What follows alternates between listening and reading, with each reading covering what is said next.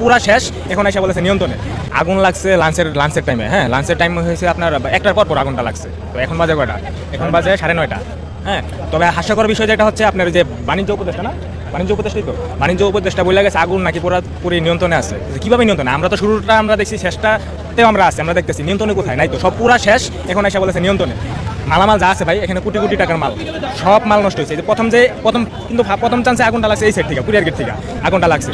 তখন যদি যে ফায়ার সার্ভিস, এই যে বাইরে ফায়ার সার্ভিস বাদ দিয়ে রানওয়েতে কিন্তু ভাই 3 থেকে 4টা ফায়ার সার্ভিসের গাড়ি অলওয়েজ থাকে, এটা আপনারা জানেন। কারণ বিমান ল্যান্ড করলে একটা ফায়ার সার্ভিসের গাড়ি ওই জায়গাতে ইনস্ট্যান্ট থাকে। ওরা কি করছে? ওরা কোনো উদ্যোগ নেয় নাই। প্রথম চান্সে ওরা কোনো উদ্যোগ নেয় নাই, নিলে আগুনটা বড় হইতো না। আর বড় যেহেতু হয়ে গেছে, ফায়ার সার্ভিসের গাড়িগুলো বাইরে আটকানোর কি দরকার ছিল? ওরা আটকে দিছে একটাই কারণ জানতে চাইলে বললে যে পারমিশন লাগবে, ডিসি পারমিশন, যারা সিনিয়র কর্মকর্তা যারা আছে তাদের পারমিশন লাগবে। হ্যাঁ, এদিকে পারমিশনের জন্য গাড়িগুলো আটকে আছে, আর এদিকে সব পুড়ে গেছে।